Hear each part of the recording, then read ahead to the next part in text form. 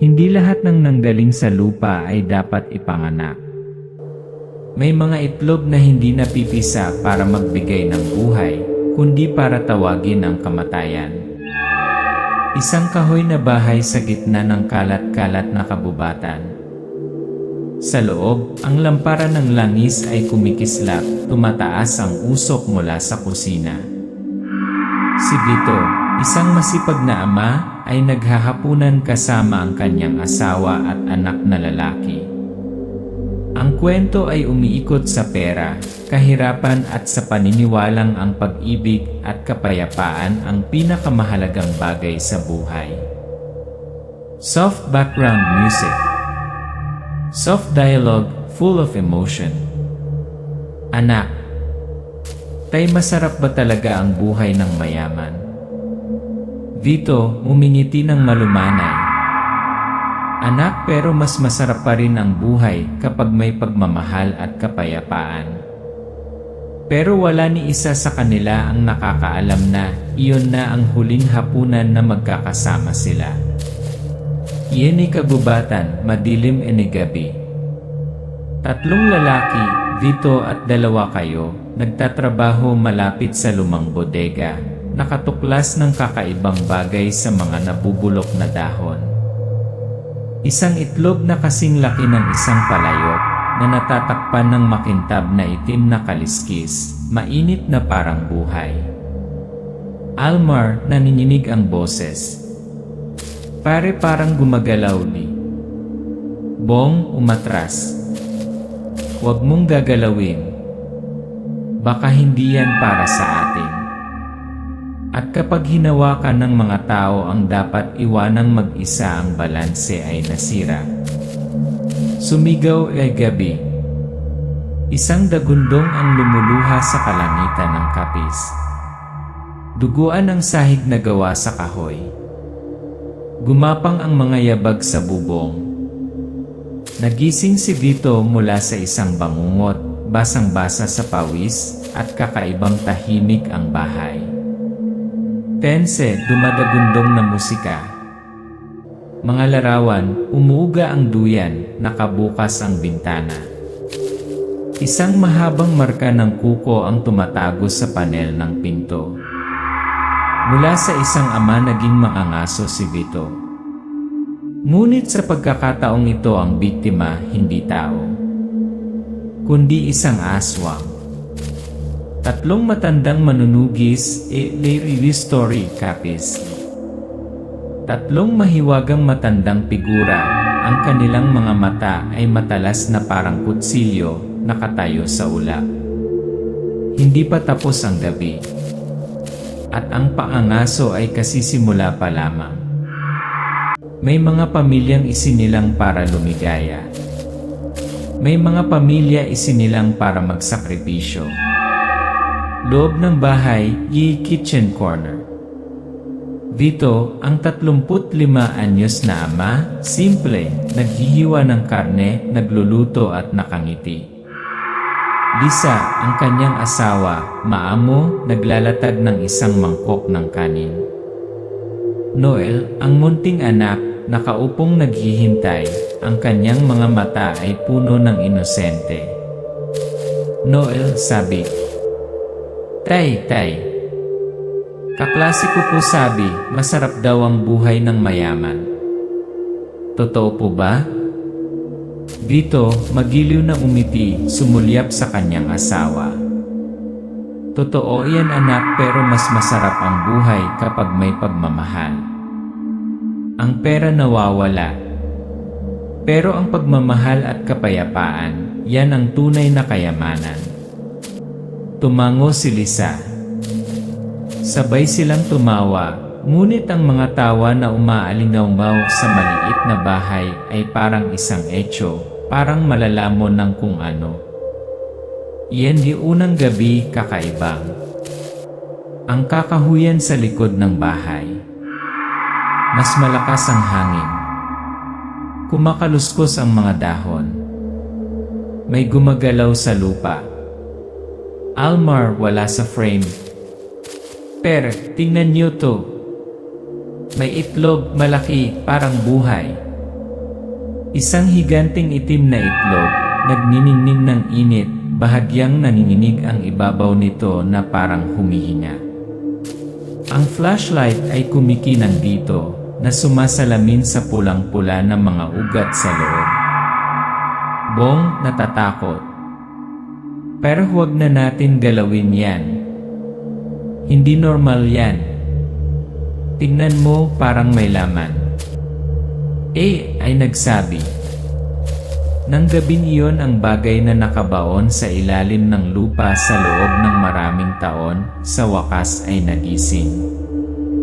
At ang kapis ay hindi na magiging mapayapa.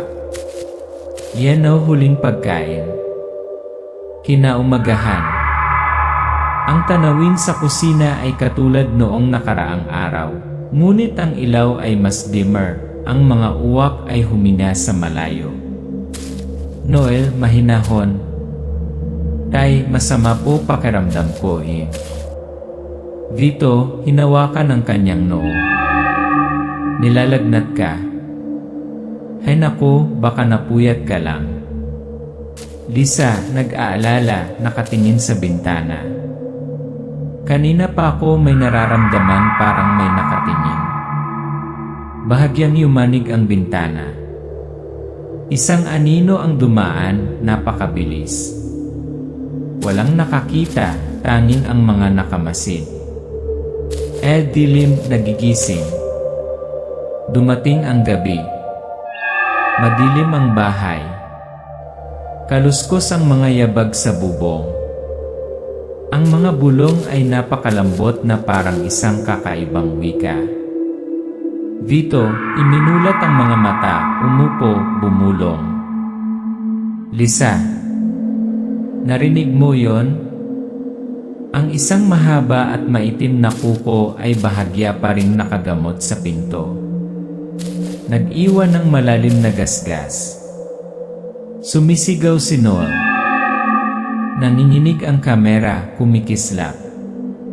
Nagmamadaling pumasok si Vito sa silid ng kanyang anak, ngunit huli na. Bukas ang bintana. Walang laman ang dilim. Vito, sumisigaw. Noel. Pagkalipas ng isang linggo.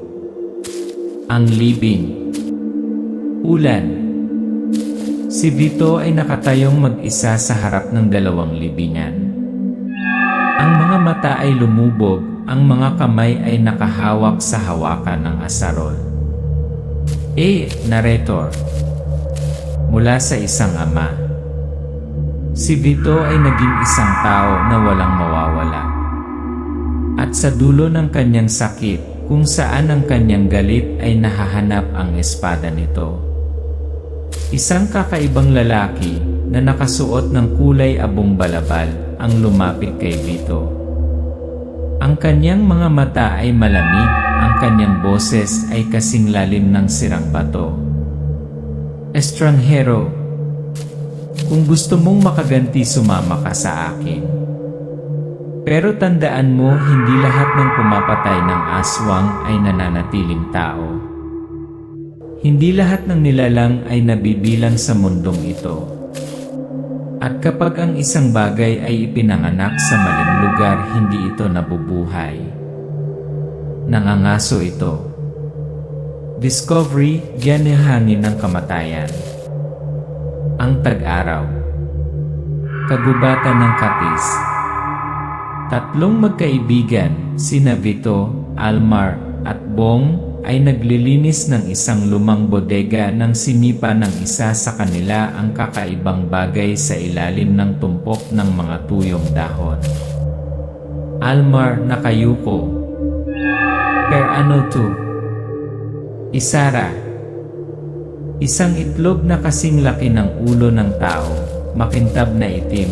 Ang ibabaw nito ay magaspang ngunit mamasa-masa at mainit na parang tunay na bala. Bahagyang nanginginig ang manipis na shell na parang humihinga ito. Bong, kusang umuurong. Parang buhay yan.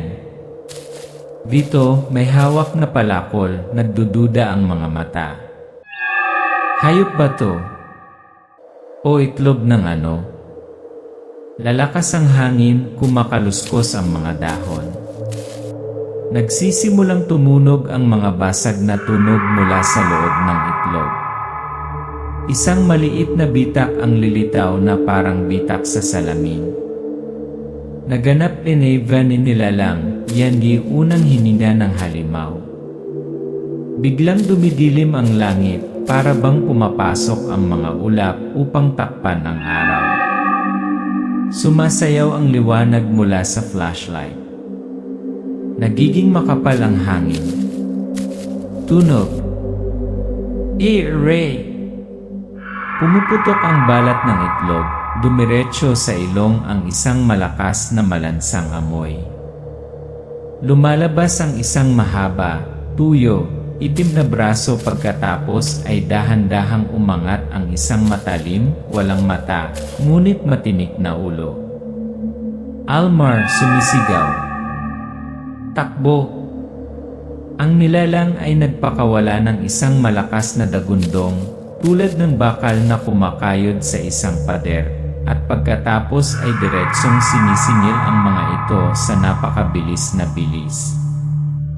Yan ni unang laban, hindi lahat may paliwanag. Gubatan sa gabi. Nagkalat si Vito at ang kanyang mga kaibigan, dumanak ang dugo. Si Bong ay may mahabang sugat sa likod mula sa mga kuko ng halimaw. Vito sumisigaw. Almar, kanan! Hinampas ni Vito ang nilalang sa ulo gamit ang kanyang piko. Ito ay bumagsak, ngunit bumabangon muli, mas mabilis sa oras na ito. Ang halimaw ay may mahabang binti na parang gagamba, ngunit ang likod nito ay nakayuko na parang matandang babae. Ang bawat pagtalon ay nag-iwan ng malalim na baluktot sa lupa. Bong, hinihinal. Hindi yan hayop, hindi yan tao. Ang nilalang ay sinaksak sa ulo gamit ang isang bakal. Ito ay sumigaw, kumamot ng husto, at pagkatapos ay dahan-dahang nagbuhos ng mga piraso ng balat, bago nawasak sa lilangkulang alikabok. Tapos yun ay vanhi bagay, pero nagsimula lilang. Nakaupo ang tatlo na humihingal sa gitna ng kabubatan. Namayani ang katahimikan. Walang makapagsalita. Tumingin si Vito sa kanyang mga kamay, puno ng dugo, ngunit hindi niya alam kung kaninong dugo iyon. Ay nagkwento. Akala nila nakapatay lang sila ng kakaibang hayop. Pero wala ni isa sa kanila ang nakakaalam ang nilalang na iyon ay siya lang ang nagbukas ng pinto. At ang gate ay nakabukas na. Yan ay kagat, yan ay invisible invasion. Noong gabing iyon, si Bong ay nagkaroon ng mataas na lagnat. May malalim at itim na marka ng ngipin sa kanyang likod. Nagsimulang umagos ang lilang likido. Vito, hinawakan ang balikat ni Bong. Per ano to? Bakit may marka sa'yo? Almar, nakatitig. Baka may naipasa siya sa'yo. Vito, baliw. Sino riyan siyang? Anong klaseng hayop ang pinatay natin? Ay nagkwento. Kapag ang mga tao ay nakaharap sa isang nilalang na walang pangalan, ang unang bagay na nawala sa kanila ay ang paniniwala na sila ay ligtas. Tumalikod at tumalikod si Vito, hindi makatulog. Sa labas ng bintana, isang pares ng puting mata ang nakatitig sa kanya mula sa mga palumpong. Ngunit nang lumingon si Vito upang tumingin, wala. Tanging ang malamig na hangin lamang ang umiihip at isang napakalayo na bulong parang boses ng babae na tumatawag sa kanyang pangalan. Ay nagsabi. At mula rito wala na sa kanila ang normal. Bangungot dahil dilim. Si Vito ay tumakbo pauwi pagkatapos ng kanyang night shift. Nakita niyang bukas ang pinto, kumikislap ang mga ilaw. Bumagal ang kanyang mga hakbang. Bawat hakbang ay paninikip ng kanyang puso. Ay nagsabi. Ilang segundo lang ang kailangan para baguhin ang kapalaran ng isang tao. At isang pagliko lang ay magpakailanman ang daan pabalik. Dugo ang umaagos mula sa siwang ng pinto. Itinulak ni Vito ang pinto. Ang mga bisagra ay tumitirit na parang umiiyak. Ang mga ilaw ay kumikislap. Ang masangsang na amoy ay tumatama sa mukha niya. Vito, pabulong, halos mawalan ng boses. Lisa. Noel. Sugat hindi ng mundong Napunit at duguan ng kumot. Mahaba, baluktot na marka ng kuko sa dingding na gawa sa kahoy. Ang braso ni Lisa ay nakasabit sa hapagkainan. 3 daliri ang nawawala. Ang kanyang mga kuko ay tila nabunot ng buhay. Noe maliit, nakahiga sa duyan. Ang kanyang liig ay laslas ng isang matalim na linya, ngunit walang dugo. Sa halip, isang makapal na lilang likido ang tumagos sa unan. Vito, lumuhod, tahimik na sumisigaw. Ang camera pans mula sa walang buhay na mga mata ni Vito sa isa pang peres ng mga mata, nakatingin kay Vito mula sa kabubatan. Isang figura ang nakatingin sa kanya sa katahimikan. Lungsod, sementaryo, Regulan.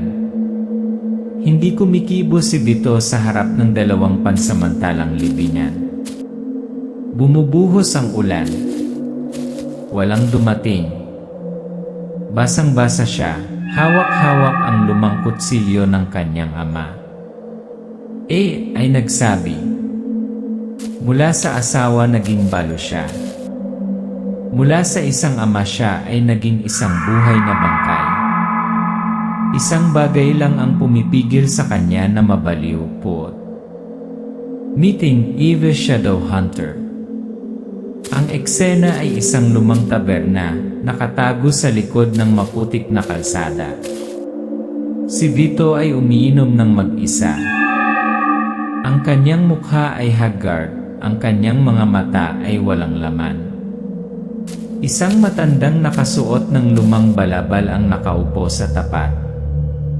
Matandang lalaki isa, ang kanyang mga mata ay kumikinang na parang mabangis na hayop.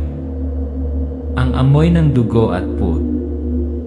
Nakakaakit ka ng mga bagay hindi mo maintindihan. Vito, unggol. Sino ka? Lumabas ang 2 pang lalaki mula sa madilim na sulok. Ang isa ay pilay. Ang isa ay may mahabang galos sa kanyang noo. Matandang lalaki 2. Kami ay mga taong nawalan ng higit sa iyo. Ngunit nabubuhay pa rin para mabayaran ang aming mga utang. Matandang lalaki 3. Maaari kang mamatay para sa paghihiganti. O matuto kang pumatay sa bagay na unang pumatay sa iyo.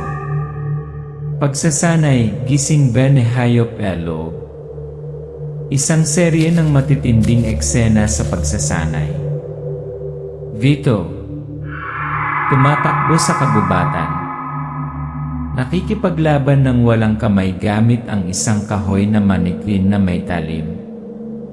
Pagkilala sa mga bangkay ng aswang at pagkilala sa amoy ng laman.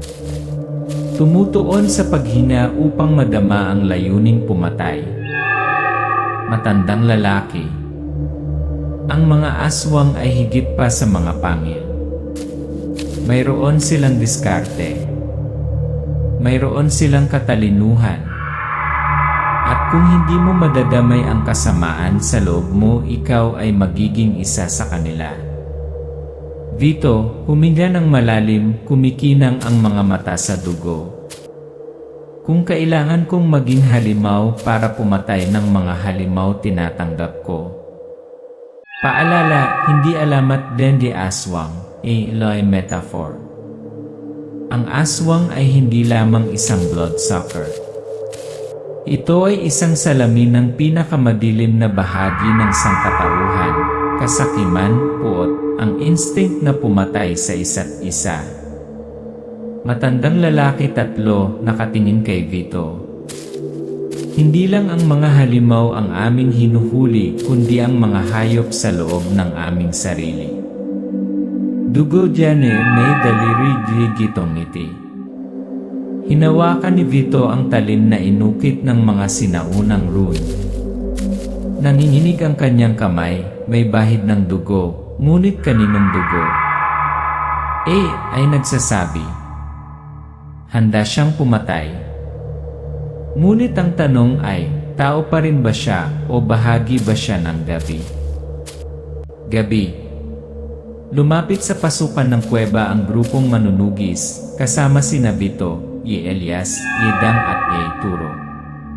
Mga kamay na may hawak na sandata, malamig ang mga mata na parang bakal. Walang nagsasalita. Tanging tunog ng tibok ng puso at huni ng hangin.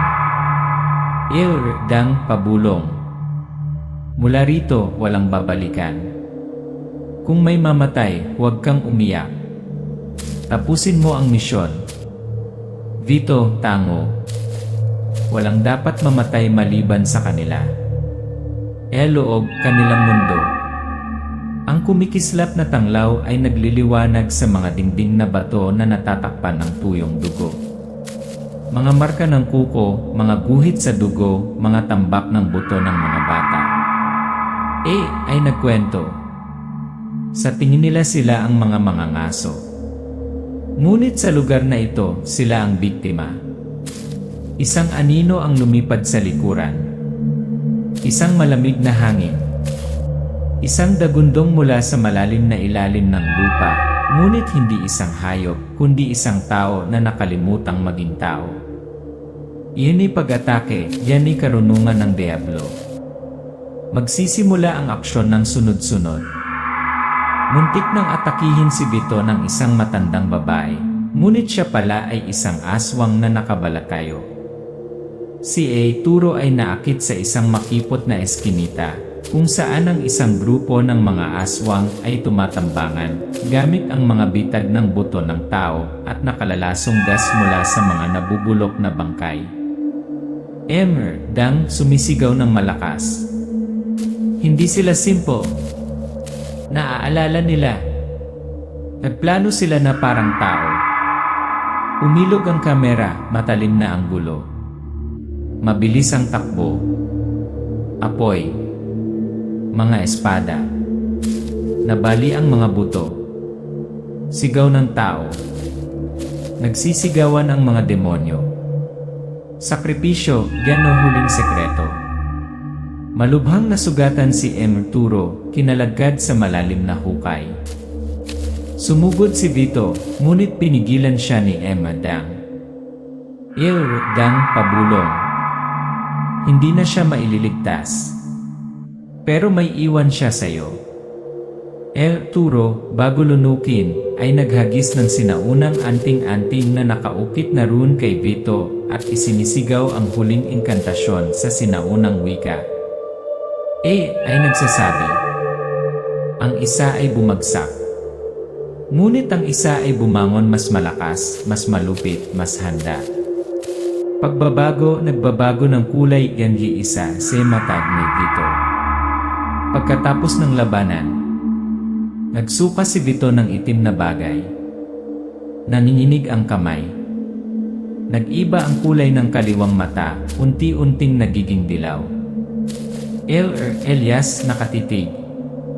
Ikaw ay nagbabago. Nararamdaman mo sila tama.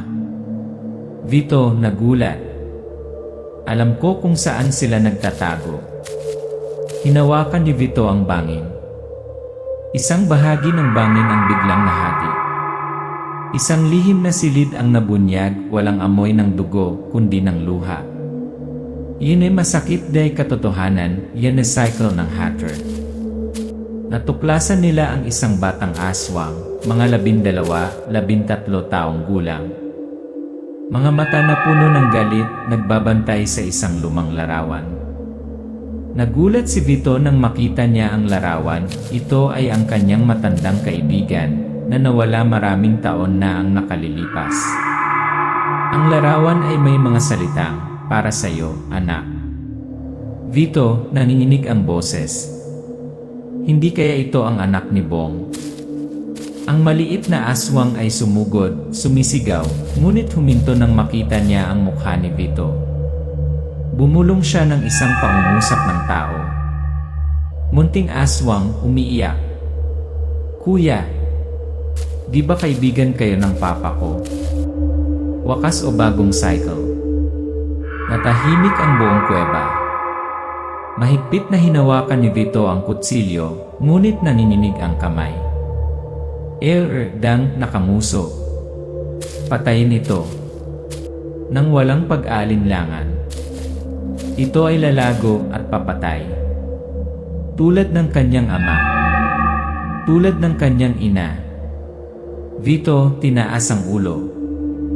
O tayo ba ang lumikha sa kanila? Isang tango. Isang luha. Ibinagsak ni Vito ang kutsilyo. Tumakas ang munting aswang, naglalaho sa dilim. Ay nagsasalaysay. At sa unang pagkakataon sa mga taon, hindi nanalo ang kadiliman. Walang tama o maling pagpili. May mga kahihinatnan lamang at ang mga kaluluwang nagdadala sa kanila hanggang sa katapusan ng kanilang buhay. Iyan o huling anak. Sa gitna ng abo at dugo, nanginginig na nakatayo ang batang aswang. Maliit ang katawan, ngunit nagniningning ang mga mata sa galit ng maraming henerasyon. Unti-unting nauurong ang itim na pakpak. Hinal na hinal. Munting aswang, umbol. Patayin mo na ako tulad ng ginawa niyo sa pamilya ko, Tumayo si Vito sa kanyang harapan, may hawak na kutsilyong natatakpan ng anting-anting. Puno ng putik, dugo at luha ang kanyang mukha. Itinaas niya ang kutsilyo, dahan-dahan, matatag. Dang sumisigaw mula sa malayo. Huwag mong papatawarin. Isang araw, papatayin ka rin yan. Tumingala ang bata. Namumula ang mga mata. Ngunit hindi umaatras. Hindi umiyak. Hindi humihingi ng tawad. Bumaba ni kamay. Vito. Nagsisimula ng manginig ang kanyang kamay. Bumibilis ang kanyang paghinga. Pula ang mata. Flashbacks flash Eli, wife. Bata. Umiiyak. Dugo. Ang mga inosenteng tao ay nahuli sa puot. Ay nagsabi, kung papatayin mo siya, panalo ka. Ngunit kung magpatawad ka, ikaw ang sisira sa sumpa. Ibinagsak ni Vito ang kutsilyo sa lupa. Ang talim ay malalim na nakabaon sa putik, dugo sa bakal na kumikinang sa unang liwanag ng umaga. Vito, marahan, nasasakal. Ayokong maging isa sa kanila. Isuko diano hunting, iwan vanadilim. Galit si Emerdang, itinaas ang busog at palaso. Ngunit nakaharang si Elias sa kanyang kamay. Elias, dahan-dahan. Wala na tayong dapat patunayan. Ang ganti ay hindi laging hustisya. Tatalikod ang batang aswang, mawawala sa malalim na kabubatan. Nalalagas ang dahon sa lupa, parang tunog ng pagsara ng pintong parang multo. Bumalik lugar ni bahay. Bumalik na mag-isa si Vito sa lumang bahay. Ngayon ay isang tambak na lamang ng abo at isang piraso ng nasunog na dingding. Umupo siya, ipinikit ang kanyang mga mata.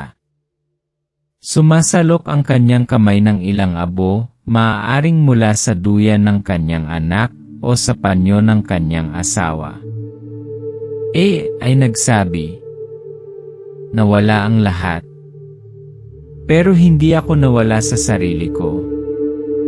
Sumisikat ang araw. Sa kauna-unahang pagkakataon sa pelikula, malinaw na pinaliwanag ng liwanag ang mukha ni Vito, payat, miserable, ngunit may manipis na sinag ng pag-asa ang kanyang mga mata. Iinhiwakas, pero hindi biniwakas. Tumayo si Vito, muling isinuot ang kanyang backpack. Umalis sa likod ng ash house, lumakad siya ng mas malalim sa hamog. Unti-unting lumiliit ang kanyang likod sa kagubatan, na parang natutunaw sa lupa. Ay nagsabi, hindi lahat ng nakaligtas sa impyerno ay panalo. Ngunit tanging ang mga marunong magpatawad ang tunay na nakaligtas. Tatlong matandang manunugis at kapis based the real story.